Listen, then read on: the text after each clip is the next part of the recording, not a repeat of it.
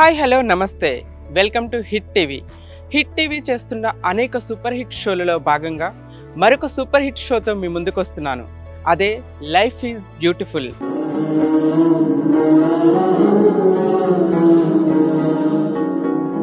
ఈ సృష్టిలో వ్యతిరేక పదాలు రెండే ఉంటాయంటారు, మంచి చెడు, కష్టం సుఖం, ఆడమగ. మరి హిజ్రా అనే పదానికి ప్రత్యేకించి వ్యతిరేక పదం లేదు, కానీ వ్యతిరేకించే మనుషులున్నారు, అసహించుకునే సమాజం ఉంది, మనుషులుగా కూడా గుర్తించని ప్రపంచం ఉంది. వీటన్నింటి నుంచి అబ్బాయి శరీరంలో పుట్టి అమ్మాయి ఆలోచనలు మోస్తూ తల్లిదండ్రులు గెంటివేస్తే, చప్పట్లు ఆదరిస్తే, మూడవ మనిషిగా బ్రతకాలని, ఈ ప్రపంచంలో గౌరవాన్ని సాధించాలని తనని తాను శిల్పిగా చెక్కుకున్న మరో రూపమే ట్రాన్స్. ఈ లైఫ్ ఈజ్ బ్యూటిఫుల్ షో ద్వారా చొక్కా నుండి చేరిక మారిన ఎంతోమంది ట్రాన్స్ జీవితాలను మీ ముందుకు తీసుకొస్తున్నాను. ఎందుకంటే నేను కూడా ట్రాన్స్ మహిళనే కాబట్టి ఈ జీవితాలలో ఉన్న బరువేంటో నాకు తెలుసు. ఈ బరువుని, బాధలను సక్సెస్ అవ్వటానికి వాళ్ళు శిల్పిగా చెక్కుకున్న ఆ జీవిత గాథలని మీ అందరితో షేర్ చేసుకోవటానికి రాబోతున్నాము.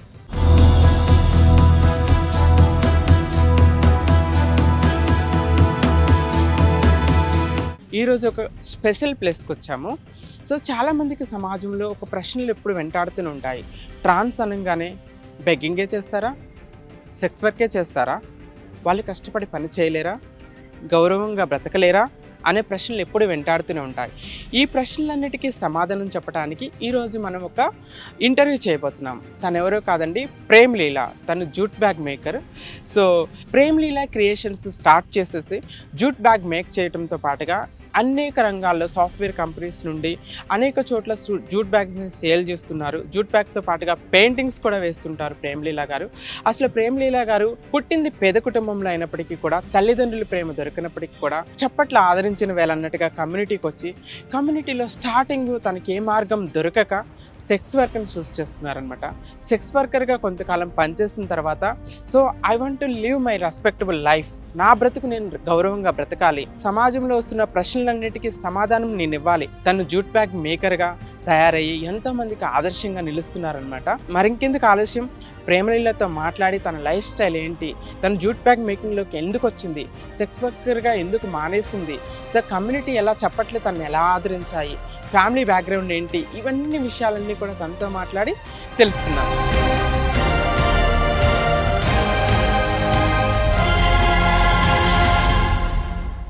హాయ్ ప్రేమ, ఎలా ఉన్నావు?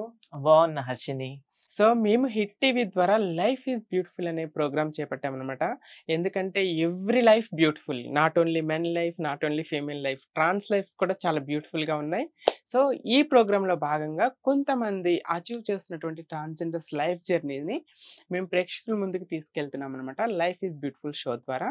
సో నీ లైఫ్ జర్నీని మనం కూడా తీసుకెళ్దాము. దానిలో భాగంగా మీ చైల్డ్హుడ్ నుండి నీ లైఫ్ జర్నీని స్టార్ట్ చేద్దాం ఎలా అనేది. ఓకే, సో నువ్వు పుట్టింది పెరిగింది ఎక్కడ? నేను ఇక్కడ సికింద్రాబాద్ లోకలే నాది. లోకల్ని పుట్టాను, పెరిగాను. ఇంటర్మీడియట్ వరకు రెగ్యులర్ గవర్నమెంట్ కాలేజ్ వరకు గవర్నమెంట్ పరిధిలోనే అయ్యింది ఆ స్టడీ మొత్తం. తర్వాత కొన్ని కుటుంబ పరిస్థితుల వల్ల అంబేద్కర్ యూనివర్సిటీ డిస్టెన్స్గా చేశాను. ఓకే, అయితే మీ ఫ్యామిలీలో రియాక్షన్ ఎలా ఉంది? అంటే ఐ మీన్ నువ్వు ఏ ఏజ్ లో గుర్తించుకున్నావు నువ్వు ట్రాన్స్? ఫస్ట్ నేను మా ఫ్యామిలీ వచ్చేసి చాలా పెద్ద ఫ్యామిలీ. దాంట్లో నా యొక్క చిన్న ఉన్న ఆ టైంలో మొత్తం నాలో అమ్మాయి ఆలోచనలు, అమ్మాయి ప్రవర్తనలు, అమ్మాయి నడవడి, అమ్మాయి మాటలు అది తీరిగా నాలో జరుగుతూ ఉన్న క్రమం. అది ఏజ్ అంటూ ఒక 8-9 years నుండి నాలో అది రన్ అవుతుంది. కానీ తల్లిదండ్రులు చిన్న పిల్లోడే అనుకుంటారు. కానీ నాకేంటి, మంచిగా పసుపు పెట్టుకోవాలి, మంచిగా పౌడర్ పెట్టుకోవాలి, కాటికి పెట్టుకోవాలా, తర్వాత అమ్మాయిలాగా ఉండాలా, అద్దం ముంగట్టు ఉండాలి, మేకప్ ఉండాలి అన్నట్టు నాలో రోజుకి ఆ టైంలోనే స్టార్ట్ కావడము.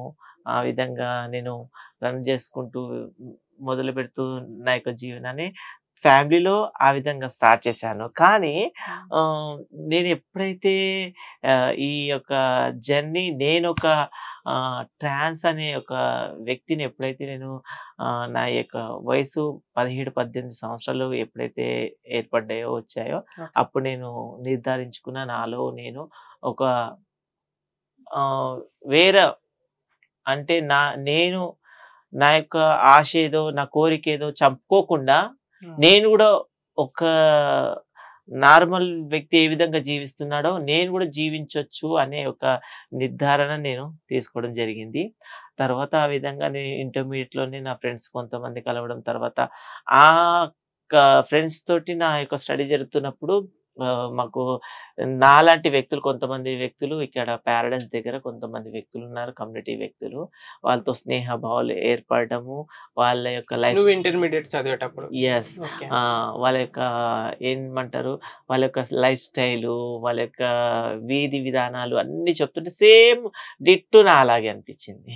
ఓహ్! ఆ! ఓకే. అలా నాలా అనిపియడంతోటి నేను గూడా సరే వీళ్ళు ఎంత నాలాంటి వ్యక్తులే ఉన్నారు గదా! నేను గూడా వీళ్ళతోటి ఉండొచ్చు, మాట్లాడొచ్చు, చేయొచ్చు అనే ఒక ఆ వాతావరణం ఆ యొక్క టైంలో కలిగినప్పుడు every day, every week evening పూట మేమక్కడ ఆ గ్రౌండ్‌లో మీట్ అయ్యేవాళ్ళం. పబ్లిక్ గ్రౌండ్‌లో, జిమ్‌ఖానా గ్రౌండ్‌లో ఆ విధంగా మీట్ అయ్యి మాట్లాడుకొని మంచి ఏదో, చెడేదో అనే విషయాల కోసం బాగా చర్చించుకునేవాళ్ళం. Okay. I know that pain Premleela. ఎందుకంటే మనం ఒక అబ్బాయి బాడీలో ఉన్నప్పటికి కూడా అమ్మాయి ఆలోచనలు, అమ్మాయి బిహేవియరు, నేను అబ్బాయిని కాదు అమ్మాయిని అనుకుంటాం. కానీ సొసైటీ మనల్ని యాక్సెప్ట్ చేయదు. నువ్వు అబ్బాయివి అంటారు. బలవంతంగా అబ్బాయి డ్రెస్సులు వేసుకొని స్కూల్‌కి వెళ్ళమంటారు. అబ్బాయిలతో ఆడుకోమంటారు. అమ్మాయిలతో ఆడుకోవద్దంటారు. ఇదొక మనకి మనం చేసుకునే అంతర్మదనం, యుద్ధం, ఒక యుద్ధం లాంటిది. నేను అబ్బాయిని కాదు అమ్మాయిని అంటాం మనం. సొసైటీ ఏమో ఆ చిన్న వయసులో నువ్వు అబ్బాయివి అమ్మాయిలాగా ఎందుకు బిహేవ్ చేస్తున్నావు అనేసి మనల్ని అనుక్షణం నిందిస్తూనే ఉంటుంది. ఫ్యామిలీ నుండి, రిలేటివ్స్ నుండి, స్టూడెంట్స్ నుండి, అన్ని చోట్ల. Yes. నువ్వు అలాంటి ప్రాబ్లమ్స్ ఎప్పుడైనా ఫేస్ చేస్తావా? ఎవరి నుండన్నా అసహించబడటం, ఎవరినైనా తిట్టబడటం అలాంటివి. ఇప్పుడు నా లైఫ్‌లో నేను చాలా ఫేస్ చేశా. అలా నీ లైఫ్‌లో ఏం జరిగినాయి? అలాంటి సమస్యలు చాలా నేను ఎదుర్కొన్నాను. ఓకే. చిన్నప్పుడు నేను ఈ విధంగా బాసలు తోమడము, ముగ్గులు పెట్టడము, వెరైటీగా నేను నడవడము, ఇవన్నీ చూసిన వాళ్ళందరూ నన్ను చెక్క చెక్క అని అనడము, 0.5 అనడము, ఇలాంటి పదాలతోటి నన్ను బాధపరచడం, అవన్నీ ఎంతో నాకు చిన్నప్పుడు చాలా దుఃఖం కలిగించాయి. ఆ విషయం తీసుకెళ్ళి అమ్మవారికి చెప్తే అమ్మవాళ్ళు చాలా వాళ్ళతోటి గొడవ పడేసి వాళ్ళని ఈ విధంగా సాల్వ్ చేసుకొని నన్ను మాత్రము ఆ యొక్క ఏదైతే నేను అనుభవించానో ఆ బాధ నుండి రిలీఫ్ చేసేవారనమాట. అమ్మ నాన్న సపోర్ట్ మంచిగుండేదా? యెస్. సపోర్ట్ ఉండేది. కానీ నేను ఇలా ఈ యొక్క మారిపీడి అనే వ్యక్తిరాలు అవుతదని వాళ్ళ ఉద్దేశ్యం కాదు. ఓకే. కానీ వీరు ఏ విధంగా అయితే ఉన్నాడో ఆ వ్యక్తికి మళ్ళొక వేరే పేరు ఎందుకు పెడుతున్నారనే ఉద్దేశంతోటి వాళ్ళు వెళ్లి గొడవ పడేవాళ్ళు. ఓకే. నిన్నెవరైతే అవమానించారో, అసహించుకున్నారో, హేళన చేస్తారో వాళ్ళతో గొడవ పడేవాళ్ళు. యెస్. సపోర్ట్ చేసేవాళ్ళు. తర్వాత నువ్వు ఇంటర్మీడియేట్‌కొచ్చాక తర్వాత కొంతమంది ట్రాన్స్‌ని, మనలాంటి వ్యక్తుల్ని కలిసావు. అప్పుడు నీకు తెలిసింది సొసైటీ ఏంటి, మనకు కూడా మంచి లైఫ్ ఉంటది అని నీకు అర్థమైంది కదా! యాహ్! అప్పుడు మీరు తల్లిదండ్రులతో డిస్కస్ చేసారా? లేకపోతే కమ్యూనిటీలోకి ఎంటర్ ఎలా అయ్యారు అసలు? కమ్యూనిటీలోకి ఎప్పుడైతే నేను అక్కడ పబ్లిక్ గ్రౌండ్‌లో అక్కడ వాళ్ళతో ఫ్రెండ్‌షిప్ అయినప్పుడు మనకు సంబంధించి కొన్ని ఆఫీసులు ఉన్నాయనే ఒక విషయాన్ని నేను అక్కడ తెలుసుకోవడం జరిగింది. ఓకే. అది తెలుసుకున్నాక నేను ఆఫీస్‌కి వెళ్ళేసి ఆఫీస్‌లో ఉన్న కొంతమందికి నా గురించి చెప్పాను. వాళ్ళు మాత్రం చాలా డీటెయిల్‌గా చెప్పారు. మీరేమి టెన్షన్ పడొద్దు, ఏం బాధపడొద్దు. మీకు మేమున్నాము, మీకు నేను తోడున్నాము కాబట్టి మీకు సహాయం చేస్తామనే ఒక ఒక ఏందంటే ఒక గురిలాగా నాకు వాళ్ళు మార్గదర్శికలాగా నాతో సపోర్ట్‌గా ఆ రోజు మాట్లాడడం జరిగింది. సో, మీ తల్లిదండ్రుల సపోర్ట్ ఎలా ఉండింది? సపోర్ట్ అంటూ ఏం లేదు. వాళ్ళకు అందరిలాగే ఒక కొడుకులాగానే వాళ్ళు నిర్ధారించుకొని కొడుకులాగానే నన్ను టీచ్ చేసి అన్ని విధాలల్లా ఆ విధంగానే నన్ను నడిపించారు. కానీ నేనెప్పుడు గూడా మా తల్లిదండ్రులకు నేను చెప్పలేదు నేనది అని. ఓకే. నాలో ఈ కోరికలున్నాయి. నేను ఈ విధంగా అనుకోని నేను మా ఫ్యామిలీకి కానీ ఎవరితో నేను షేర్ చేసుకోలేను. కానీ ఎప్పుడైతే నేను నా ఏ నాకు ఈ యొక్క కమ్యూనిటీ ఫ్రెండ్స్ ఏర్పడ్డారో, ఆ సమయంలో వారితో ఉన్నప్పుడు, వారితో తిరుగుతున్నప్పుడు మా బ్రదర్ వాళ్ళకు ఈ ఫ్రెండ్స్ చూసారనమాట. మా ఓకే. బ్రదర్ వాళ్ళ ఫ్రెండ్స్ చూసి హ్మ్. చెప్పారు, "ఇలా మీ బ్రదరు అలా వాళ్ళతోటి తిరుగుతున్నాడు, వాళ్ళతోటి ఉంటున్నాడు, వాళ్ళతో హ్మ్. ఏమేమో చేస్తున్నాడు" అన్నట్టు హ్మ్. చెప్పారనమాట. ఓకే. అది తెలుసుకున్న మా అన్నయ్యలు ఇంటికి రావడము, నన్ను హ్మ్.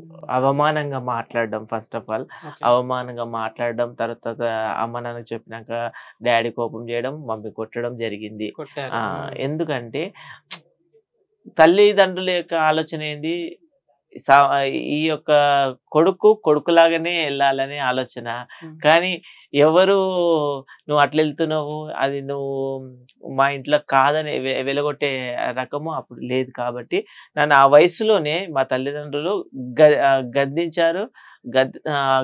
గద్దించడంతో పాటు ప్రేమ గూడా చూపించారనమాట. తర్వాత ఈ కమ్యూనిటీలోని ఈ విధంగా నేను జాయిన్ అయిన తర్వాత నా ఇంటర్మీడియేట్ ఉస్మానియా యూనివర్సిటీ, అంబేద్కర్ యూనివర్సిటీలో జరుగుతున్నప్పుడు ఆహ్, నేను కొన్ని సంస్థలలో, ప్రైవేట్ ఆర్గనైజేషన్‌లో జాబ్ చేస్తున్నాను. అందులో నాకు సరైన ఫ్రీడమ్ లేకుండే. ఎందుకంటే ఆహ్, నాకు ఇలా బాయ్‌లాగా ఉండాలంటే ఆ యొక్క మనసు రావట్లేదు. ఒప్పుకోదు. యెస్. పక్కన వాళ్ళు అక్కడ ఆఫీస్‌లో గూడా ఈడు తేడాగాడున్నాడురా అని గుసగుసలు అవన్నీ విన్నా నేను చాలా సార్ల. ఇట్లా ఈ పదం తేడాగా ఉన్నాడు, 0.5 ఇలాంటి పదాలు స్కూల్స్‌లో, కాలేజెస్‌లో నువ్వు ఇంటర్ వరకు చదువుకున్నావు ఆ! కదా! స్కూల్స్‌లో, కాలేజెస్‌లో ఎలా ఉండేది ట్రీట్‌మెంట్? వాళ్ళు పిల్లలు ఏడిపించడం అది చెప్పావు ఆ! కదా! ఎట్ ద సేమ్ స్కూల్‌లో టైమ్ అయితే అది చాలా మర్చిపోనిది. ఏంటంటే మా ఫ్రెండ్సే పాపం వాళ్ళు ఆహ్, ఆహ్, దాన్ని చూసి అన్నారేమో గాని నాకు ఎప్పుడు వాళ్ళని తిట్టాలని బాధపరచడం లేదు. నువ్వు ఇప్పుడు నేను క్లాస్‌లోకి ఎంట్రీ కాంగానే పో లేడీస్ పక్కన కూర్చోవాలి. ఈమె వచ్చింది కదా! లేడీస్ జరగండి, అటు జరగండి, కూర్చుంటాడు అని ఇట్లా నన్ను హేళనగా మాట్లాడేవాళ్ళనమాట. హ్మ్. ఆయన నాకు ఎందుకో వాళ్ళ మీద కోపం వచ్చేది కాదు. తర్వాత అవును. వాళ్ళని ఏం చేయలేని పరిస్థితి. పరిస్థితి. ఆ! అవును. వాళ్ళకి కూడా తెలీదు కదా! చిన్న వయసు యెస్. పిల్లలు. యాహ్! యాహ్! సో, కాలేజ్ ఎందుకు మానేసావు ఇంటర్ తర్వాత? ఎనీ కొన్ని రీజన్? కొన్ని కుటుంబ ఆర్థిక పరిస్థితుల వల్ల నేను హ్మ్. మానేయడం జరిగింది. హ్మ్. హ్మ్. తర్వాత కమ్యూనిటీలోకి ఎలా ఎంటర్ అయ్యావు? ఎప్పుడైతే నాకు ఇక్కడ వీళ్ళు ఫ్రెండ్స్ ఏర్పడ్డాక, వీళ్ళతో సంబంధం ఏర్పడ్డాక, వీళ్ళు నాకు కొన్ని ఆఫీస్‌లు చూయించారు. First of all Darpan foundation ఉంది కదా! ఈ హ్మ్. దర్పణ్ ఫౌండేషన్ కన్నా ముందు మిత్ర క్లినిక్, మన మిత్రుడు ఆఫీస్ ఉండే ఓకే. సికింద్రాబాద్‌లో. ఓకే. మిత్రుడు ఆఫీస్‌లో నన్ను కొంతమంది పరిచయం తోటి అక్కడెళ్ళాక నార్మల్ వ్యక్తుల్లాగే అందరూ ఉన్నాం అక్కడ. అక్కడ ఏమీ నాకు తేడా అనిపియలేదు. కానీ అక్కడ నుండి బయటకొచ్చాక అనిపించింది, అదొక లోకం ఉంది, ఇదొక లోకం ఉంది. ఇప్పుడు నేను ఏ లోకానికి సంబంధం అనేది గలిబిలి గలిబిలి అవును. జరుగుతున్న సమయంలో వాళ్ళు మరలా నాకు కౌన్సెలింగ్ ఇవ్వడం జరిగింది. నీ మైండ్ ఫస్ట్ దేనికి లొంగకున్నా ఫస్ట్ నీ మైండ్‌ని పీస్‌గా ఉంచండి అని అన్నట్టు నాకు కొద్దిగా వాళ్ళు పీస్ మైండ్‌లోకి తీసుకెళ్ళి, ఈ యొక్క ఏజ్‌లో ఈ యొక్క ఎవరైతే ఉంటారో వాళ్ళకు కొన్ని ఆహ్, యాస్ ఏ శారీరక పరంగా, సొసైటీ పరంగా కొన్ని సమస్యలు ఎదురవుతాయి. ఆ ఎదురైన సమస్యలలో నువ్వు పడకుండా ఉండాలని చాలా నాకు కౌన్సెలింగ్ చేశారు. ఆ హ్మ్. కౌన్సెలింగ్ నాకు బాగా నచ్చేది. ఓకే. ఆ కౌన్సెలింగ్‌తో పాటు కొన్ని ఆరోగ్య సంబంధించి కౌన్సెలింగ్ గూడా వాళ్ళు ఇచ్చేవాళ్ళనమాట. ఓకే. హ్మ్. అవి నాకెంతో నచ్చిన తర్వాత వాళ్ళతోటి నేను కొన్ని కొన్ని సంవత్సరాలు వాళ్ళతోటి కూడా నేను అవుట్ రీచ్ వర్కర్ గూడా నాకు ఆప్షన్ ఇచ్చారు. ఓకే. చేశాను అక్కడ గూడా అవుట్ రీచ్ వర్కర్‌గా. హ్మ్. మన కమ్యూనిటీ బేస్డ్ జాబ్ కాబట్టి నాకు ఇష్టం అనిపించింది కాబట్టి వెళ్లి చేశాను దాంట్లో. ఆ టైంలో పేరెంట్స్ గూడా అడిగారు, "నువ్వేం జాబ్ చేస్తున్నావు? ఏడ చేస్తున్నావు?" అని అడిగినప్పుడు నేను ఇట్లా కమ్యూనిటీ వ్యక్తులు అట్లా కమ్యూనిటీ అంటే వాళ్ళకి అర్థమయ్యేది గాదు. అవును. ఇట్లా కొజ్జల ఆఫీస్‌లో నేను జాబ్ చేస్తున్నాను అని చెప్పాను డైరెక్ట్. ఓకే. అయ్యో! మంచిదే కదా! చెయ్యని ఎంకరేజ్ చేసింది మా మదర్ గాని, ఓకే. "ఓయ్ మానేసేయ్ వద్దు" అని మాత్రం ఎప్పుడు అనలేదు. ఇప్పటికి కూడా నేను కమ్యూనిటీ కోసం పని చేస్తున్న, కమ్యూనిటీతోటి ఉంటున్నట్టు కూడా హ్యాపీగా ఫీల్ అవుతది తను ఈ టైంలో కూడా. అయితే ఆ టైంలో చెప్పినప్పుడు, "సరే చెయ్యి, కానీ నువ్వు మొత్తం వాళ్ళ దాంట్లో కలిసిపోకని" ఒక గీత పెట్టేది. ఓకే. అప్పుడు అంటే ఫస్ట్ నువ్వు ట్రాన్స్‌గా కమ్యూనిటీలోకి వెళ్ళిన తర్వాత నిన్ను సారీలో మమ్మీ డ్యాడీ చూసినప్పుడు గీత పెట్టింది కదా! దానికి రియాక్షన్ ఏముంది? రియాక్షన్ ఏమంటే నువ్వు చూస్తావా చేస్తావా నేను ఆడ చేసే వేషాలు నీకు అర్థమైతే అన్నట్టు నాలో నేను మనసులో అనుకున్నాను, బయటికి చెప్పకుండా. ఇప్పుడు ఎలా యాక్సెప్టెన్స్ ఉంది? ఇప్పుడు చాలా చాలా చాలా ఆదరణ ఉంది పేరెంట్స్ తోటి. రీసెంట్ గా నేను ఏదైతే తెలంగాణ ఉత్సవం జరిగింది ఆ రోజు సన్మానం జరిగింది నాకు. ఆ రోజు మమ్మీ వాళ్ళని పిలిచాను, వచ్చారు. ఆ ఈవెంట్ అది నేను హోస్ట్ చేస్తా ఆ రోజు. అదేనా? ఆ ప్రోగ్రామ్ కి వచ్చారు, చూశారు నన్ను. చాలా హ్యాపీ. ఓకే. సో ఇంకోటి పోతే మన ట్రాన్స్ లైఫ్లో చాలా డిఫికల్టీ ఉంటుంది. కమ్యూనిటీలోకి వెళ్ళగానే చదువుతో సంబంధం లేకుండా, ఎడ్యుకేషన్తో ఫ్యామిలీతో సంబంధం లేకుండా మనం బ్రతకాలన్నా లేకపోతే ముందుకు వెళ్ళాలన్నా సర్జరీస్ చేయించుకోవాలన్నా మనం ఏదో ఒక పని చేయాలి. పని చేయకపోతే మనకి బ్రతుకు తెరవదు. సో నువ్వు కమ్యూనిటీలోకి వచ్చినప్పుడు స్టార్టింగ్ నీ కెరీర్ ఎలా స్టార్ట్ అయింది? బెగ్గింగ్, సెక్స్ వర్క్, బదాయిలు ఇవే కదా మనకున్నాయి. వాటిల్లో నువ్వు దేన్ని చూస్ చేసుకున్నావు? నాకు ఫస్ట్ ఆఫ్ ఆల్ అడుక్కోవడం అనేది నామోషిగా ఉండే నాకు. ఎందుకంటే ఎవరన్నా చూస్తే నీకు చేతు కాళ్ళు బాగున్నాయి కదా, ఏదన్నా పని చేసుకోవచ్చు కదా, ఇప్పటికి అంటున్నారు, ఇప్పుడు అంటున్నారు, అప్పుడు కూడా అంటున్నారు. అదే మాటలు నాకు వినడం అనేది ఇష్టం లేక ఎప్పుడైతే ఆ కమ్యూనిటీలో నేను వెళ్ళినప్పుడు కొంతమంది నైట్ పూట దందకు వెళ్ళడం జరిగింది, వాళ్ళతో పాటు నేను కూడా వెళ్ళడం జరిగింది. ఈ యొక్క ఆ లైఫ్ లో కూడా నేను కొన్ని రోజులు జీవించినాక నాకు అది నచ్చక బయటకు వచ్చేసాను. ఇప్పుడు అలా ఆ సిచ్యువేషన్‌లో ఆ టైంలో నువ్వేమైనా డిఫికల్టీస్ ఫేస్ చేసావా? ప్రాబ్లమ్స్ కానీ, హరాస్మెంట్స్ కానీ?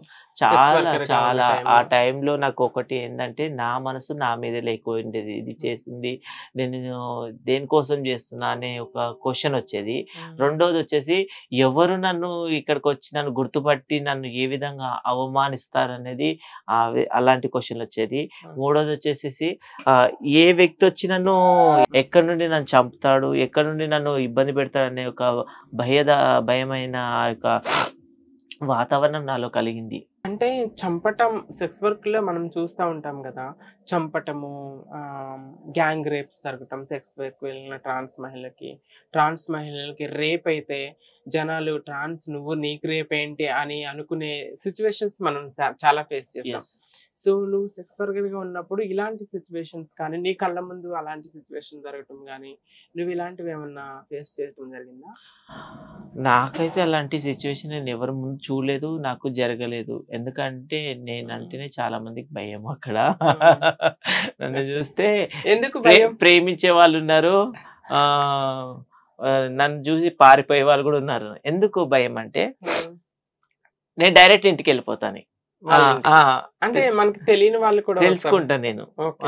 అంటే చాలా మందికి ఏమనుకుంటారంటే వీళ్ళు వచ్చేసి మన దగ్గరికి ఇబ్బంది పెట్టి నష్టం చేసి పోతారని అనుకుంటారు. కానీ ఏ వ్యక్తి ఇబ్బంది చేస్తాడు, ఏ వ్యక్తి ఇబ్బంది చేయడం అనేది కంటే ముందు ఆ వ్యక్తి వచ్చినప్పుడు ఆయన రిసీవింగ్ ఏ విధంగా ఉందనేది నాకు కొద్దిగా క్యాచ్ చేసే ఒక స్వభావం ఉంది. కాబట్టి నేను వాడు ఈ విధంగా జోబులో కత్తులు పెట్టుకొని వచ్చాడా, బ్లేడ్లు పెట్టుకొని వచ్చాడా, అది నాకు అర్థం చేసుకోకపోయినా వాని మాటలను బట్టి అర్థమవుతుంది. కత్తులు బ్లేడ్లు కూడా పెట్టుకొని వస్తారా జోబులో? ఎందుకు వస్తారంటే నా దగ్గర ఆ టైంకి సంపాదించిన డబ్బులు లాక్కోవడానికి, మొబైల్ లాక్కోవడానికి, ఏమైనా బంగారం ఉంటే లాక్కోవడానికి. వాళ్ళకి ఏముంది, ఇలాంటి వ్యక్తుల మీద పోతే ఎవడు పట్టించుకోడు, పోలీసు రారు, వాళ్ళ కుటుంబం రాదు, ఎవడు రాడు. కాబట్టి వీళ్ళ దగ్గరికి వచ్చేసి మనము డబ్బులు లాక్కోవచ్చు అనే ఒక ఆశతోటి వాళ్ళు మన దగ్గరికి వస్తారనమాట. సెక్స్ వర్క్ నువ్వు చూస్ చేసుకున్నావా, లేకపోతే నీకెవరన్నా సెక్స్ వర్క్ వెళ్ళాలి అని చెప్పారా, లేకపోతే నీ లైఫ్ సెక్స్ వర్కర్గా అసలు ఎలా స్టార్ట్ అయింది, ఎందుకు ఆ వేలోకి వెళ్ళాలనిపించింది నీకు? మంచి ప్రశ్న వేశారు మీరు. నాకు ఒక విషయం చెప్పాలనుకుంటున్నాను. ఏంటంటే ముఖ్యంగా నాకు ఆ వయసులో కోరిక కలిగింది, నేను కూడా ఒక వ్యక్తితోటి సంభోగంలో పార్టిసిపేషన్ చేయాలనే ఆశ పుట్టింది. ఆశను నేను డైరెక్ట్ ఇప్పుడు ఉన్న వ్యక్తితోటి నేను తీర్చుకోలేను కదా. కాబట్టి తీర్చుకోలేని సమయంలో ఎవరైతే నా కమ్యూనిటీ బేస్ ఫ్రెండ్స్ ఉన్నారో వాళ్ళు వెళ్ళేవారు నైట్ పూట. ఓకే. వెళ్ళే సమయంలో నేను వాళ్ళతో పాటు అడగడం జరిగింది. నేను వస్తానంటే వాళ్ళు యాక్సెప్ట్ చేసి నన్ను తీసుకెళ్లారు. తీసుకెళ్ళాక అక్కడ ఈ విధంగా నాకు నా యొక్క కోరికను తీర్చుకోవడం జరిగింది. ఇప్ నీకు సెక్సువల్ కోరికలు ఏ ఏజ్‌లో స్టార్ట్ అయ్యాయి? అరౌండ్‌గా మనకి ఎందుకంటే అబ్బాయి బాడీలో ఉన్నప్పటికీ కూడా మనకి అమ్మాయికి ఉండే కోరికలే ఉంటాయి. ఎందుకంటే మనం అబ్బాయి బాడీలో ఉన్న అమ్మాయిలాగా బిహేవ్ చేస్తాం, అమ్మాయిలాగా మాట్లాడతాం, అమ్మాయిలాగా నడుస్తాము.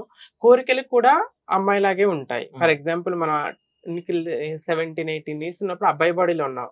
కానీ ఒక అమ్మాయిని చూసినప్పుడు సిస్టర్ అనిపిస్తది. Yes. అబ్బాయిని చూసినప్పుడు హ్యాండ్సమ్‌గా ఉన్నాడు, ఇలాంటి బాయ్ ఫ్రెండ్ కావాలి, ఇలాంటి హస్బెండ్ కావాలి, ఇలాంటి పార్ట్నర్ కావాలి లివింగ్‌కి. లైక్ ఇట్లాంటి కోరికలొస్తాయి మనకి. అబ్బాయి బాడీలో ఉన్నప్పటికి కూడా Yes. అమ్మాయి కోరికలొస్తాయి. నీకు ఆ కోరికలు ఎప్పుడు స్టార్ట్ అయినాయి? ఏ ఏజ్‌లో స్టార్ట్ అయినాయి? ఆ కోరికల వల్లే సెక్స్ వర్క్‌లోకెళ్ళటం జరిగింది. ఆ ఏజ్ అనేది నేను ఖచ్చితంగా చెప్పను. కానీ హ్మ్. ఆహ్, చాలా మంది నాకు ఫ్యాన్స్ ఉన్నారు. నేను ఇష్టపడ్డ వాళ్ళు ఓకే. ఒక్కరని లేరు. క్రష్‌లన్నమాట. యెస్. యాహ్! మా ఓకే. ఫ్యామిలీలో మా వాతావరణంలోనే చాలా మంది ఉన్నారనమాట. ఆ! వాళ్ళంటే చాలా ఇష్టము. చెప్పావా? ఆ? నీ క్రష్‌లకి నీ కోరిక చెప్తే నువ్వు నా కొడతారు. క్రష్ అని. కొట్టేసి ఎలగొడతారు, అవమానపరుస్తారు. కానీ వాళ్ళ ముందు ఏ విధంగా అంటే ఎ చేసేసారు డైరెక్ట్. ఆ! వాళ్ళని పిసకడము, హగ్ చేయడము, కిస్ చేయడము ఇలాంటివి చేసేసాను. వాళ్ళు కనిపెట్టలేకపోయావాళ్ళా? కనిపెట్టడం జరిగింది. ఆ! ఓకే. కానీ వాళ్ళు ఎప్పుడు మళ్ళీ ఇంటికొచ్చి మమ్మీ వాళ్ళకి, అన్నయ్య వాళ్ళకి చెప్తారనే భయంతోటి నేను ఇంకా వాళ్ళ దగ్గర ఆ ఫీలింగ్ లోకి వెళ్ళిపోలేదు. ఓకే. ఆ! ఓకే. ఓకే అయితే. సో, సెక్స్ వర్క్ ఎంత కాలం ఉన్నారు? ఆ సెక్స్ వర్క్ వృత్తిలో? ఎంత అంటే అంత చెప్పలేదు. కొన్ని పీరియడ్సే. హ్మ్. కొద్ది పీరియడ్సే నాకు ఆ యొక్క జర్నీని చేశాననమాట. సో, నీ పేరులోనే ప్రేమ ఉంది. సో, నీ లైఫ్‌లో ప్రేమ, పెళ్లి, బాయ్ ఫ్రెండ్ ఇలాంటివి? బాయ్ ఫ్రెండ్స్ అయితే చాలా మందున్నారు. ఆ! ఒక్కరని లేదు. నేను ఒకప్పుడు మా గల్లీలో లెక్క పెట్టేదాన్ని. వీడిలా ఉన్నాడు, వాడలా ఉన్నాడు, వాడు రాలేదు, వీడు రాలేడని థింక్ చేస్తూ ఉండేదాన్ననమాట. నైట్ పూట గాని, స్కూల్ అయిపోయి వచ్చి, కాలేజ్ అయిపోయి వచ్చినాక నేను అది కాదే వాళ్ళందరూ క్రష్‌లన్నమాట. మనం ఆ! ఇష్టపడేవాళ్ళు. నిజంగా తను నిన్ను ప్రేమించి, నిన్ను తను ఒక్క ప్రేమించి ఒక అబ్బాయి ఉన్నాడు. రిలేషన్‌లో ఒక్క అబ్బాయి ఉన్నాడు. కానీ ఓకే. పేరు చెప్పను. ఒక్క అబ్బాయి ఉన్నాడు. ఓకే. ఉన్నాడు ఆ అబ్బాయి. హ్మ్. ఇప్పటికి కూడా అదే ప్రేమతో నన్ను ప్రేమిస్తాడు. స్టిల్ లవ్‌లో ఆ! ఉన్నారు. ఓకే. ఇప్పటికి మ్యారేజ్ అయిపోయి 3 పిల్లలు ఆయనకు. అబ్బాయికి పెళ్లయిపోయి ఆ! పిల్లలున్నారా? యెస్. ఇప్పుడు నువ్వు స్టిల్ ప్రేమిస్తున్నావా? ప్రేమిస్తున్నా. మరి నీకు పెళ్లి ఆలోచన లేదా? లేదు. పెళ్లి చేసుకోవు. చేసుకోను. లైఫ్ లాంగ్ ఒంటరిగానే ఇలాగే ఉంటావు. ఉంటాను. ఇప్పుడు ఇన్ కేస్ ఎవరన్నా అబ్బాయి వచ్చేసి నిన్ను ప్రేమిస్తున్నాను, నీకు లైఫ్ ఇస్తాను, పెళ్లి చేసుకుంటాను అంటే చేసుకుంటాను. చేసుకుంటావు కదా! చేసుకుంటాను. కాకపోతే అలాంటి అబ్బాయి దొరకడని నిరుత్సాహంతో ఉన్నావు. ఆ!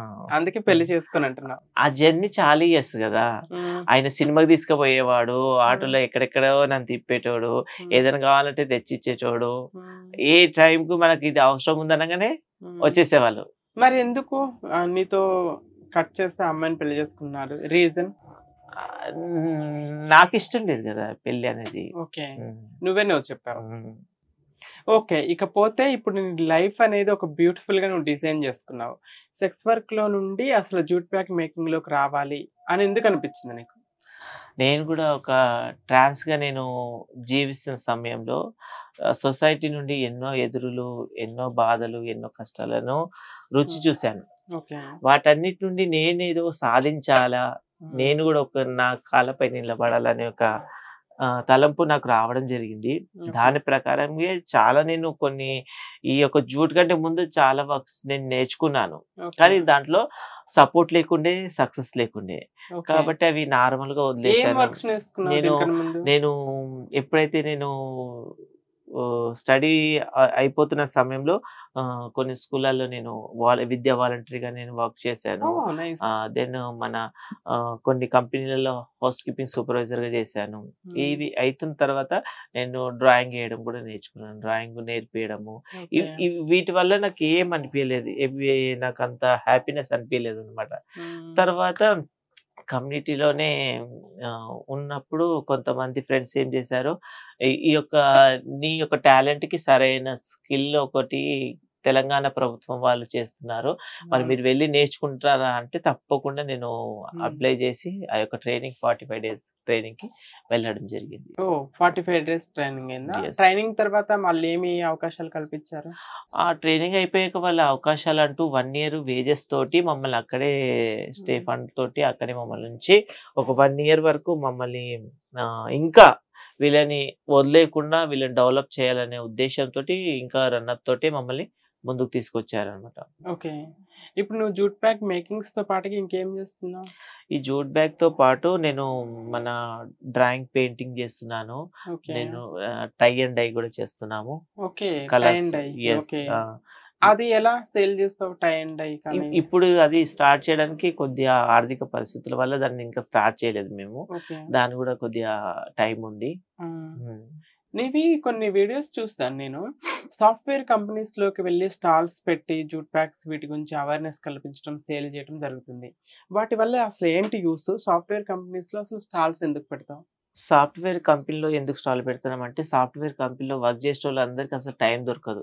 ఓకే. బయటికి వెళ్ళి షాప్లలో కొనుక్కునేంత టైం వాళ్ళకి దొరకదు కాబట్టి ఓకే. ఆ కంపెనీ వాళ్ళే మాకు ఒక అవకాశం ఇచ్చారు. ఏదైతే వీరు మీరు సొంతంగా మీ యొక్క ఆర్గనైజేషన్ ద్వారా కానీ మీరు ఏమైతే క్రియేటివిటీ చేస్తున్నారో సొంతంగా వాళ్ళు చేస్తున్న వర్క్ ని తీసుకొచ్చి వారు సపోర్టింగ్ గా ఆ యొక్క కంపెనీలలో స్టాల్స్ పెట్టిస్తారు. ఈ పెట్టడం ద్వారా వారికి ఏంటంటే వీరికి సపోర్ట్ చేయడం జరుగుతుంది, వారు కొన్న తృప్తి కూడా జరుగుతుంది. ఓకే. సో ఇప్పటి వరకు ఎన్ని సెక్టార్స్ లో నువ్వు స్టాల్స్ పెట్టుంటావు? ప్రభుత్వ రంగం, ప్రైవేట్ రంగము, లైక్ ఈ మెట్రోస్ ఇలాంటి వాటిలో స్టాల్స్ పెడుతూ ఉంటారు కదా. నువ్వు ఎక్కడెక్కడ పోయి స్టాల్స్ పెట్టావు ఇప్పటి వరకు? చెప్పాలంటే ఎక్కువ వరకు నేను ప్రైవేట్ ఆర్గనైజేషన్ చాలా పెట్టాను. మైక్రోసాఫ్ట్ కంపెనీ, విప్రోలో, ఎస్పీ గ్లోబల్లో, కొన్ని జిఎల్ఎల్ కంపెనీ, ఇలా పోతూ ఉంటుంటే చాలా కంపెనీస్ నేమ్స్ ఉన్నాయి. జిఎల్ఎల్ నా ప్రీవియస్ కంపెనీ, నేను అందులో వర్క్ చేస్తాను. ఇట్లా వీటితో పాటు గవర్నమెంట్ దాంట్లో కూడా కొన్ని మహిళల డేస్ సంబంధించి మహిళా దినోత్సవ సందర్భంగా కొన్ని స్టాల్స్ పెట్టాము. దెన్ ఏదైనా సన్మాన కార్యక్రమం ఉన్నప్పుడు స్టాల్ పెట్టించాము. కమ్యూనిటీ ఈవెంట్లు ఉన్నప్పుడు స్టాల్ పెట్టించాను. స్టాల్ చూసా last time pride carnival something, అప్పుడు వేరే చోట్ల కూడా స్టాల్స్ పెట్టావు నేను చూస్తాను అప్పుడు. సో ఇంకా పోతే గవర్నమెంట్ నుండి నీకేమన్నా జూట్ బ్యాగ్ మేకింగ్ కానీ మిగతా వాటికి ఏమైనా సపోర్ట్ దొరుకుతుందా నీకు? ఇప్పుడైతే నేను జూట్ బ్యాగ్స్ నేర్చుకున్నానో వారు 1 ఇయర్ వరకు సపోర్ట్ ఇచ్చాక మమ్మల్ని అక్కడ నుండి వెలివేయడం జరిగింది అన్నమాట. వెలివేయడం అంటే వారికి ఏదైతే టైం ఇచ్చారో ఆ టైం వరకే మమ్మల్ని అక్కడ పెట్టారు. తర్వాత నెక్స్ట్ బ్యాచ్ కోసం వాళ్ళు ప్రిపరేషన్ ఇచ్చారు. మమ్మల్ని 1 ఇయర్ వరకు మమ్మల్ని డెవలప్ చేసిన వాళ్ళు కనీసం మీరు ఏ విధంగా జీవిస్తారు, మళ్ళీ సమాజం పోయి ఏ విధంగా బతుకుతారనే ఆలోచన లేకుండానే మమ్మల్ని బయటకు పంపించేశారు. ఒక మిషన్ కూడా నాకు ఇవ్వలేదు. ఇంత జూట్ కూడా తీసుకొని ఏమైనా చేసుకుంటారనే ఆలోచన కూడా లేకుండా జస్ట్ శాలరీ ఇచ్చేసి నెలకి ఇచ్చేసి పంపించారే తప్ప మీరు రేపు వెళ్తున్నారు మళ్ళీ మీరు మళ్ళీ మీ పాత జీవితానికి పోకుండా ఉండాలని, మీ మంచి తోవలకు వెళ్ళాలనే ఆలోచన లేకుండానే మమ్మల్ని బయటకు పంపించేశారు. అలాంటి టైంలో నాకు చాలా ఈ యొక్క మిషన్ కొనాలంటే లేదన్నా ఒక 25,000 రూపీస్ కావాలి. అవును, మరి వాళ్ళు బయటికి వెళ్ళిచ్చినప్పుడు మళ్ళీ నువ్వు పాత జీవితంలోకి సెస్ వర్క్ వెళ్ళకుండా దీన్ని కంటిన్యూ చేసుకోవాలంటే నీకు కొంచెం ఫైనాన్షియల్ సపోర్ట్ అవసరము. మిషన్ ఇది రన్ చేయడానికి ఇదంతా ఎలా సాధ్యమైంది? ఫస్ట్ నాకు వైజయంతి సిస్టర్ ఉంది. తన ద్వారా నాకు కొన్ని సపోర్టు, వాళ్ళకి తెలిసిన ఒక ఫ్రెండ్స్ గ్రూప్ ఉన్నారు. ఆ యొక్క రాహుల్ అనే ఒక ఫ్రెండ్, వాళ్ళ యొక్క టీము, ప్రశాంత్, వీళ్ళందరూ కలిసి ఫస్ట్ మిషన్ నాకు ఇప్పించారు. వాళ్ళే చేశారు వైజయంతి సపోర్ట్ తోటి. తర్వాత మన మొబైరా వాళ్ళ సపోర్ట్ తోటి ఇంకా 2 మిషన్స్ వచ్చాయి. అంటే నేను నేర్చుకున్న వృత్తితో పాటు ఇంకా కొంతమందికి ఆ యొక్క ట్రైనింగ్ కూడా ఇస్తున్నాను ప్రస్తుతానికి. 3 ట్రాన్స్జెండర్స్ వస్తారు మన దగ్గర, మహిళలు, వాళ్ళకు కూడా నేర్పిస్తాను. వాళ్ళకి నువ్వు ఫీజు తీసుకుంటావు? లేదు, ఫ్రీ. Very nice. నువ్వు చేస్తున్న పనిని మన కమ్యూనిటీలో ఇంకొంతమందికి ఫ్రీగా ట్రైన్ చేయడం అనేది ఇట్స్ వెరీ గుడ్ థింగ్. ఇకపోతే నేను ఒక్కసారి రీసెంట్‌గా నీ పిక్ ఏదో చూసాను. ఇప్పుడు నువ్వు ఉంటుంది రెంట్ హౌస్ కదా! యెస్. మీరు ఓన్ హౌస్ కోసం మినిస్టర్‌ని కలిసి అప్లికేషన్ పెట్టినట్టుగా నేను విన్నాను. హ్మ్. అది అసలు ఎలా ఆలోచన వచ్చింది? ఆ ప్రాసెస్ ఏం జరుగుతుంది? ఆ ప్రాసెస్ అనేది ఫస్టు నాకు దుర్గాబాయి మహిళా ప్రాంగణంలోనే మేడమ్స్ వాళ్ళన్నారు, హ్మ్. మీకు సొంతంగా ఉండడానికి ఇల్లులను మేము హ్మ్. ఇస్తాము అని హ్మ్. అన్నట్టు చెప్పినప్పుడు నాకు ఆశ పుట్టింది. ఇప్పుడు రేపటి రోజు ఈ యొక్క ఏదైతే నేర్చుకున్న వృత్తిని నేను డెవలప్ చేసుకోవాలంటే ఒక సొంత ఇల్లు ఉండాలి. అవును. లేదా నేను ఉండడానికైనా ఒక సొంత ఇల్లు ఉండాలనే అవును. ఆలోచనతోటి నేను హ్మ్. గూడా ఆ మేడం చెప్పిన వాటికి అప్లికేషన్ చేసేసి ఆ సమయానికి నేను ఎవరైతే ఈ యొక్క దానికి సపోర్ట్‌గా కరెక్ట్ నాందున్నారో వాళ్ళ దగ్గరికి 10 సార్లు వెళ్ళి వాళ్ళని రిక్వెస్ట్ చేసి నేను ఒక ఆ ఇల్లుల కోసం అప్లికేషన్ పెట్టారు. హ్మ్. దానికి ఏమన్నా ప్రాసెస్ జరిగిందా? వాళ్ళేమన్నా రియాక్షన్ ఇచ్చారా? ఐ మీన్ జస్ట్ ఏం చెప్పారు? మా యొక్క సమస్యలు విన్నారు. మా యొక్క ఏమైతే ఉందో వాటన్నిటిని ఆధార్ కార్డ్ గాని, ప్రతి ఒక్కటి ఎక్కడ కిరాయి ఇళ్ళలో ఉంటారో అవన్నీ డీటెయిల్స్ తీసుకున్నారు. హ్మ్. లాస్ట్‌కి అవి కేవలము పేపర్ వరకే అయింది. ఓకే. సిగ్నేచర్ అనేది కలెక్టర్ ఆఫీస్ దగ్గర ఆగిపోయింది. ఓహ్! Collector office yes. దగ్గర ఆగిపోయింది. కలెక్టర్ ఆఫీస్ దగ్గరికి దగ్గర దగ్గర ఒక 10, 20 సార్లు తిరిగాం. హ్మ్. ఇప్పటి వరకు అది కానే కాలేదు. హ్మ్. పెండింగ్‌లో ఉంది. ఓకే. హ్మ్. సో, ప్రేమలీల జూట్ బ్యాగింగు ఇలాంటి వృత్తులతో పాటుగా కల్చరల్ యాక్టివిటీస్ కూడా చేస్తదని నాకు తెలుసు. డాన్స్ బాగా చేస్తావు. నేను యెస్. కొన్ని షోస్ చూసా. డాన్స్ ఎలా నేర్చుకున్నావు? అసలు చిన్నప్పటి నుండి డాన్స్ వచ్చా? ప్రోగ్రామ్స్ చేస్తావు కదా! Dance yes. ఈవెంట్స్‌లో యాహ్! వాటిల్లో డాన్స్ చేస్తూ ఉంటావు. అదెలా? ఎలా నేర్చుకున్నావు? ఇంట్రెస్టా లేకపోతే యాహ్! అది దానికి సెపరేట్‌గా నాకు గురువు అంటూ ఎవరు లేరు. నేను ఓకే. ఎక్కడ క్లాసెస్‌కెళ్ళలేదు. హ్మ్. జస్ట్ నేను పాట విన్నానంటే ఆ పాటలోనే స్టెప్స్ వస్తాయి. ఆ ఓకే. పాటలోనే రిథమ్ వచ్చేస్తుంది నాకు. అప్పటికప్పుడు ఆటోమేటిక్‌గా యెస్. చేసేస్తావు.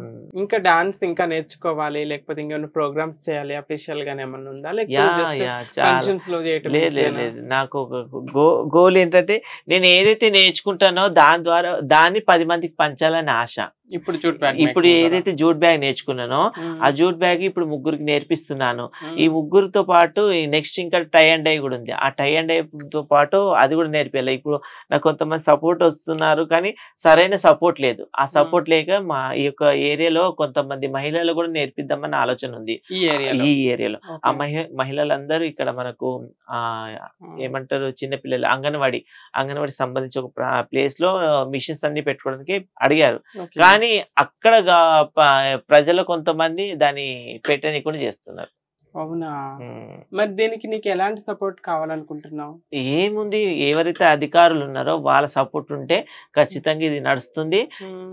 అండ్ ఇంకోటి కొన్ని ఆర్థిక సపోర్ట్ కూడా కావాలి. ఇప్పుడు హ్మ్. జూట్ అనేది ఉట్టిగా రాదు. అవును. హ్మ్. ఆహ్, దారాలనేది ఉట్టిగా రావు. హ్మ్. మిషన్‌కి ఏమైనా ప్రాబ్లమ్ అయితే మిషన్‌కి సంబంధించి పని చేయడానికి వాడొచ్చేవాడు కూడా ఫ్రీగా రాడు. టీచర్‌గా నేను ఫ్రీగా ఉంటాను. కానీ ఈ యొక్క లోపల ఉండే వాటికి ఫ్రీ అయితే రావు గదా! అవును. వాటికి సంబంధించి కొన్ని ఆర్థిక సపోర్ట్ కూడా నాకు ఉంటే చాలా బావుంటుంది. అవును. It's true. ఇది జూట్ బ్యాగ్స్ తయారు చేస్తావు, సేల్ చేస్తావు గదా! దాని మీద ప్రాఫిట్ ఏమన్నా వస్తుందా నీకు? వస్తుంది. హ్మ్. ఇప్పుడు నేను ఈ ఈ యొక్క జూట్ ఏదైతే ఉందో, ఈ జూట్ నేను మీటర్ తెచ్చాననుకోండి. హ్మ్. మీటర్ వచ్చేసి రూ. 180 ఓకే. ఇది.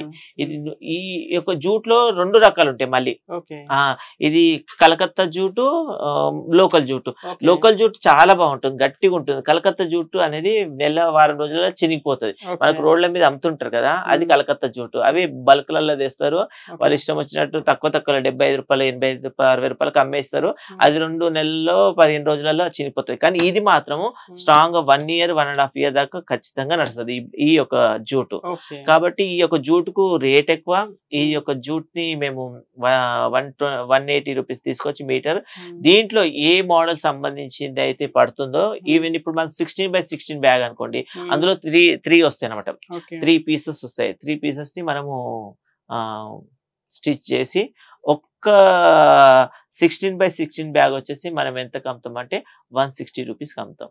సో, నువ్వు జూట్ బ్యాగ్ మేకింగ్ చేసిన తర్వాత సేల్ చేస్తుంటావు. స్టాల్స్ పెడుతూ ఉంటావు. కొన్ని కొన్ని చోట్ల ఎప్పుడైనా రిజెక్షన్స్ ఎదురైనయా? ఐ మీన్ నాకొద్దు, నువ్వు ట్రాన్స్ అని రానివ్వకపోవటం, స్టాల్ పెట్టనివ్వకపోవటము, ఎక్కడన్నా ప్రయత్నించి ఓడిపోవటం అలాంటివి జరిగినాయా? ప్రయత్నాలు ఓడిపోవడం అనేది జరగలేదు. ఎందుకంటే నన్ను పిలిచిన వాళ్ళు ఫస్ట్ ఏమన్నారంటే, "మీకు ఇక్కడ చాలా ఫ్రీడమ్ ఉంటుంది. మీకు ఏమి ఇబ్బంది ఉండదు. మీరు ఏమున్నా మాకు వెంటనే చెప్పేయొచ్చు" అని మమ్మల్ని అక్కడికి పిలుస్తారు. ఆ స్టాల్ పిలుస్తారు. పిలిచిన వెంటనే మేము స్టాల్ ఎప్పుడైతే పెడతామో అక్కడికి కొన్ని వందల మంది వస్తారు. ఆ 100 మందిలో కొంతమంది చూసి నవ్వుకుంటే వెళ్తారు. ఆ 100 మందిలో ఈ చూసుకొని నవ్వుకొని వెళ్ళిపోయిన వాళ్ళని మేము పట్టించుకోము. ఎందుకంటే రోడ్డు మీద కుక్కలు మొరుగుతా ఉంటాయి కదా, వాటిని పట్టించుకుంటుంటే మనకే నష్టం అని మేము ఆ పోయే వాళ్ళని పట్టించుకోము. ఎవరైతే మా దగ్గరకు వచ్చి మమ్మల్ని ఇంత క్యాచబుల్ చేసి మాట్లాడి మా బ్యాగ్ ని చూసి టచ్ చేసి చాలా వెరైటీగా ఉన్నాయని చెప్తా చూడు, అప్పుడు మా యొక్క ఆలోచనలు మా యొక్క రేంజ్ ఎక్కడికి వెళ్ళిపోతుంది. వాళ్ళ విషయం మేము ఏం బాధపడం, కానీ వీళ్ళు చెప్పే మాటలను బట్టి నాకు ముఖ్యంగా చాలా చాలా హ్యాపీగా ఉంటుంది ఆ సమయంలో. అది నిజంగానే మనం కొంతమంది ఎగతాలు చేసినా కూడా, కొంతమంది సపోర్ట్ చేసినా కూడా అది ఒక మంచి ఆనందంలా అనిపిస్తుంది. సో జూట్ బ్యాగ్స్ తయారు చేయడానికి నీకు ఎంత టైం పడుతుంది మోస్ట్లీ ఒక బ్యాగ్ చేయడానికి? ఒక బ్యాగ్ ఇప్పుడు మనకు లంచ్ బ్యాగ్ ఉంటుంది. లంచ్ బ్యాగ్ 10x10 ఉంటుంది, 12x12 ఉంటుంది. ఇప్పుడు 10x10 వచ్చేసి మనకు ఒక 15-20 minutes లో లంచ్ బ్యాగ్ అయిపోతుంది. ఈ లంచ్ బ్యాగ్ లో 2 టైప్ వేరియస్ ఉంటాయి. ఒకటి జిప్ ఉంటుంది, వితౌట్ జిప్ ఉంటుంది. ఒక జిప్ ఉంది అనుకోండి, ఒక చాలా తక్కువ టైంలోనే మినిమం ఒక 20 minutes లో అయిపోతుంది. జిప్ కావాలంటే 25 minutes పడుతుంది. ఓకే, నువ్వు ఎన్ని రకాల డిఫరెంట్ మోడల్స్ తయారు చేయగలవు? నువ్వు తయారు చేసిన వాటిల్లో కొంచెం కొన్ని మోడల్స్ చూపించు మా ప్రేక్షకులకి. ఇది వచ్చేసి మన స్వింగ్ బ్యాగ్. చాలా టైంలో మనము phone without zip. Without zip మనము మొబైల్ పెట్టుకొని ఇట్లా వాకింగ్కి వెళ్ళొచ్చు, ఎట్లా తిరగడానికి కూడా వెళ్ళొచ్చు అనమాట. మంచిగా ఉంటది ఇది వేసుకొని స్వింగ్ బ్యాగ్ లాగా. ఇది మెయిన్ స్టూడెంట్స్ కి, నెక్స్ట్ ఇంట్లో ఉండే లేడీస్ కి వర్క్ చేస్తున్నప్పుడు ఫోన్లు వచ్చినప్పుడు ఫోన్లు పెట్టుకోవడం, ఎక్కడో వెళ్ళి మర్చిపోతుంటారు కదా, అలాంటి టైంలో ఈ యొక్క మొబైల్ అనేది యూజ్ అవుతుంటది. తర్వాత ఈ యొక్క బ్యాగ్ చూడండి, చాలా ఈ యొక్క బ్యాగ్ అనేది చాలా వెరైటీ అనమాట. ఈ యొక్క స్మాల్ ల్యాప్టాప్ దీనికి వచ్చేసి 2 చేసుకోవచ్చు, 5 కూడా 3 కూడా చేసుకోవచ్చు, 5 కూడా చేసుకోవచ్చు. ఇదేమో లోపలిది, ఈ లోపల కూడా జిప్ వేసుకోవచ్చు మనకి. ఎందుకంటే ల్యాప్టాప్ ఇది జూట్ కి లోపల క్లాత్ వేసేసాము. నెక్స్ట్ స్పంజ్ కూడా వేస్తాం లోపల మెత్తగా ఉండడానికి. తర్వాత ఈ యొక్క వెల్క్రోల్ అయితే గట్టిగా ఉండడానికి బటన్స్ పెట్టేసి స్ట్రాంగ్ అనమాట. మళ్ళీ బ్యాగ్ కూడా ఇంకొక జిప్ వేస్తాం అనమాట. చాలా బాగుంది, క్వాలిటీ కూడా చాలా బాగుంది. ఇది జూట్ కాదు, ఇది వేరు. మళ్ళీ ఇదేంటి? ఇది మన లైక్ గోనె సంచి టైప్ లో ఉంది, కానీ కంప్లీట్ ఆర్గానిక్. ప్లాస్టిక్ ఇలాంటివి వాడుతూ ఉంటారు కదా జనాలు చాలా మంది. ఆ ప్లాస్టిక్ ప్లేస్ లో మనం మార్కెట్కి వెళ్ళినా ఎక్కడికి వెళ్ళినా ఇలాంటివి వాడితే చాలా పర్యావరణ కాలుష్యం అవ్వకుండా ఉంటుంది. నెక్స్ట్ వచ్చేసి షాపర్ బ్యాగ్. ఇది షాపర్ బ్యాగ్ షాపింగ్కి వెళ్ళినప్పుడు. ఇది మనకు మంచి ఎక్కడ షాప్ కి వెళ్ళినా మంచిగా. ఈ కలర్ కాంబినేషన్స్ అనేవి నీ ఓన్ గా వేసుకుంటావా? నేనే సెలెక్ట్ చేసుకుంటా. చాలా బ్యూటిఫుల్ గా ఉంది. ఇది జూటేనా? ఇది జూట్. ఇది ఆక్స్ఫర్డ్ ఇది ఆక్స్ఫర్డ్ జూట్. ఇది ఆక్స్ఫర్డ్ బ్యాగ్. ఇది కూడా చాలా బ్యూటిఫుల్ గా ఉంది. ఇక్కడ ఇవి కేవలం మనము ల్యాప్టాప్ కి, నెక్స్ట్ సిస్టమ్ వాటికి వస్తే మనం ఈ యొక్క ఆక్స్ఫర్డ్ ని యూజ్ చేస్తాం. ఓకే, ల్యాప్టాప్స్ కి ఆక్స్ఫర్డ్, మిగతా వాటికి జూట్. ఇది షాపర్ బ్యాగ్. బ్యాగ్స్ ఉన్నాయి. ఆ బ్యాగ్ ఉంది కదా, ఇదేం బ్యాగ్? అది రెయిన్బో బ్యాగ్. Rainbow bag. మనకి ఎప్పుడైనా ఇది చాలా బ్యూటిఫుల్ గా ఉంది అమ్మాయిలకి. నార్మల్ అది క్లోజింగ్, మన హ్యాండ్ బ్యాగ్స్ ప్లేస్ లో ఇది కూడా వాడుకోవచ్చు అమ్మాయిలకి. చాలా బాగుంది అది కూడా. సో ఇంకేమైనా మోడల్స్ ఉన్నాయా? ఆ మోడల్ చూడండి, అది ఏంటంటే మనం ఎప్పుడైనా మార్కెట్ కి వెళ్ళినప్పుడు మొబైల్ కూడా అందులో పెట్టుకోవచ్చు అనమాట. మొబైల్ కూడా అందులో పెట్టుకోవచ్చు. మంచిగా మనము మొబైల్ కి యూజ్ చేసుకోవడానికి వీలు పడుతుంది అది.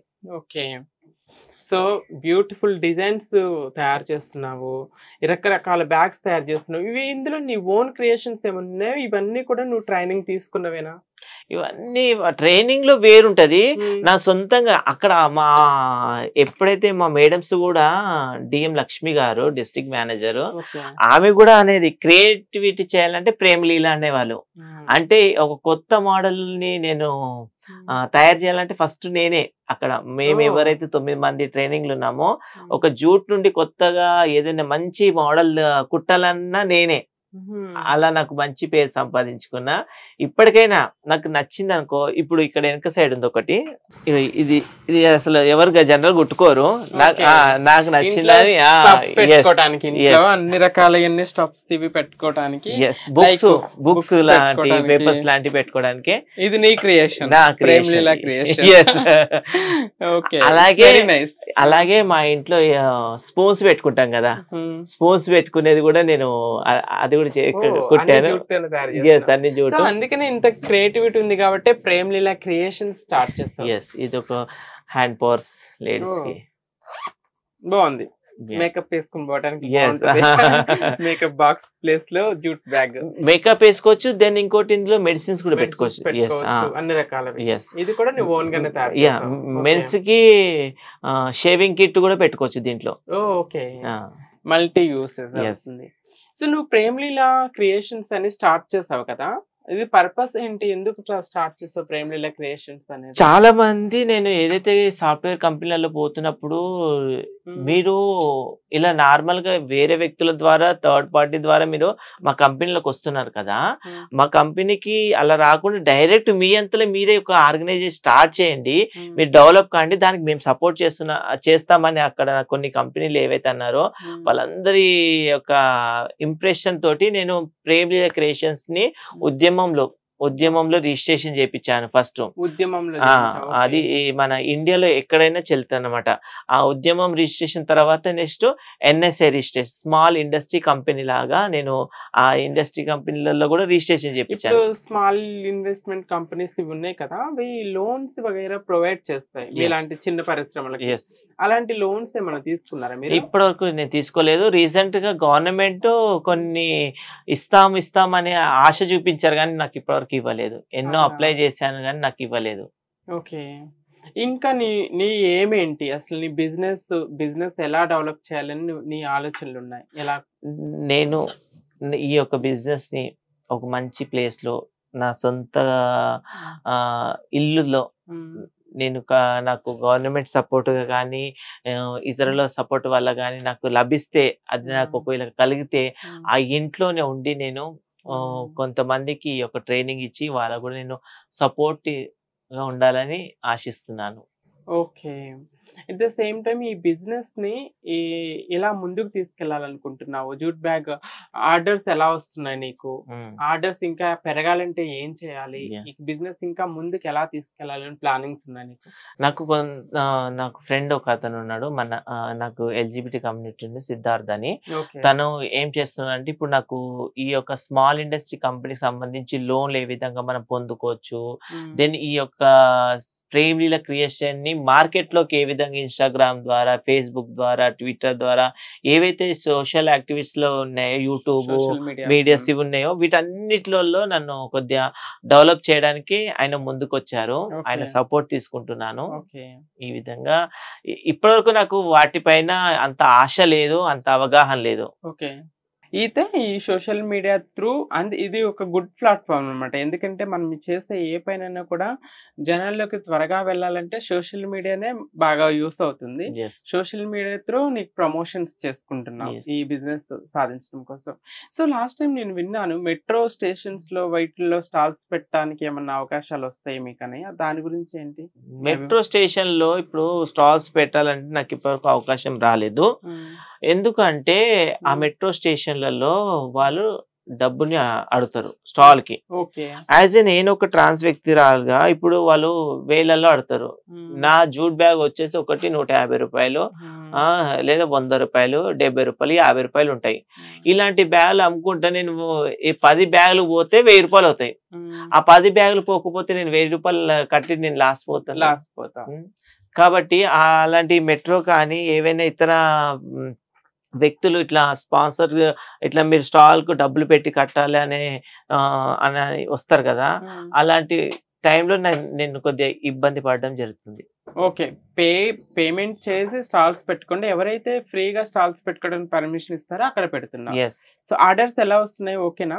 ఆర్డర్స్ చాలా బాగా వస్తున్నాయి. ఎందుకంటే నేను కుట్టే బ్యాగ్స్ కర్ణాటక వరకు వెళ్ళాయి. అవును, చాలా క్వాలిటీ ఉన్నాయి.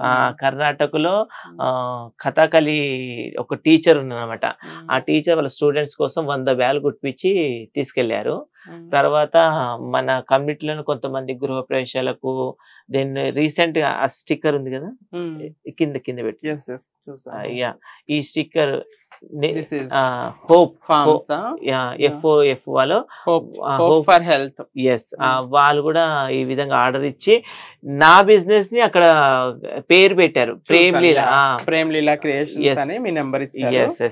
సో మీరు కూడా ఎవరైనా బ్యాగ్స్ కొనుక్కోవాలి అనుకుంటే ఇగో ప్రేమ్ లీలా క్రియేషన్స్, ఇక్కడ కాంటాక్ట్ నెంబర్ ఇవ్వబడుతుందండి. సో ఈ కాంటాక్ట్ నెంబర్కి అప్రోచ్ అవ్వండి, మీరు కూడా బ్యాగులు కొనుక్కోండి. చాలా క్వాలిటీగా కూడా ఉన్నాయి బ్యాగ్స్ అన్నమాట. సో ఇప్పుడు నీ బిజినెస్ ని ఇంకెలా, అంటే నాకు ఇంకొక డౌట్ ఏంటి ప్రేమిలా, ఈ బ్యాగ్ ఉంది, ఈ బ్యాగ్ చిన్న నుండి పెద్ద బ్యాగ్ వరకు ఉంది. ఒక బ్యాగ్ తయారు చేయడానికి ఎంత కాస్ట్ అవుతుంది? నువ్వు దీంట్లో ఎంత ప్రాఫిట్ తీసుకుంటావు? ఎంత ఖర్చు అవుతుంది? ఎంతకు సేల్ చేస్తావు? ఇందాక చెప్పాను కదా మీకు, ఇది ఒక మీటర్ ఉంటుంది కదా, ఈ మీటర్ మనకు 180 రూపాయలు పడుతుంది. ఈ 180 రూపాయలలో ఇప్పుడు 16x16 బ్యాగ్ చేయాలనుకో, షాపర్ బ్యాగ్ ఉంది అనుకో, సపోజ్ ఇది చిన్న పర్స్ అనుకుందాం. చిన్న పర్స్ చేయాలంటే చిన్న పర్సుకి కావాల్సింది ఈ బ్యాగ్ కావాల్సింది ఏంటంటే రన్నర్, జిప్, ఈ రన్నర్ కావాలి, తర్వాత జిప్ కావాలి, తర్వాత థ్రెడ్ కావాలి. ఈ 4 థింగ్స్ కాకుండా మళ్ళీ నా శ్రమ ఈ 5టిని నేను గుర్తు పెట్టుకొని ఒక బ్యాగ్ ని అమ్మడం జరుగుతుంది అన్నమాట. ఎగ్జాంపుల్ కాస్ట్ ఎంత అవుతుంది దీనికి చెప్పగలవా? ఇప్పుడు సపోజ్ ఇది వచ్చేసి మనము ఈ ఒక్క మీటర్ లోనే ఇలాంటి బ్యాగులు దగ్గర ఒక 9-10 బ్యాగులు కుడతాం ఒక్క మీటర్ లో 9-10 కుడతామా. 9-10 కుట్టినప్పుడు దీన్ని మనము ఎంత తీసుకుంటామంటే, ఇది రన్నర్ వచ్చేసి 5 రూపీస్, ఈ జిప్ వచ్చేసి 5 రూపీస్, ఈ జూట్ వచ్చేసేసి లేదన్నా ఇక్కడ మనకు ఒక 20 రూపీస్ వేసుకోవచ్చు. ఈ మొత్తం ఈ ఒక థ్రెడ్ వచ్చేసి 3 రూపీస్ వేసేసుకో. 10, 13, 20 ఎంత అయింది? 10, 20, 30, 26, 43. ఈ 43లో మన శ్రమ కలిపేసి ఒక 50 రూపీస్. Okay, total 93 rupees. ఆ 93 రూపీస్ ని మనము బ్యాగ్ అమ్మొచ్చు. కానీ ఈ బ్యాగ్ ని మేము ఎంతకు అమ్ముతాం అంటే 90 రూపీస్ కి అమ్ముతాం. ఓకే, నీ శ్రమ తగ్గించుకుంటాం, కొంచెం తగ్గిస్తాం. అంటే ఒక్క మీటర్ లోనే మనకు 9 బ్యాగులు వస్తున్నాయి. దోచుకున్న వాళ్ళకి అది ఎప్పటికైనా చెల్లించాల్సి వస్తుంది అన్న ఆ యొక్క విధానం ఉంది కాబట్టి నేను అట్లా దోచుకోను. ఏదైతే ఉందో దాంట్లో కొద్దిపాటి తక్కువ తగ్గించేసి తీసుకోవడం జరుగుతుంది.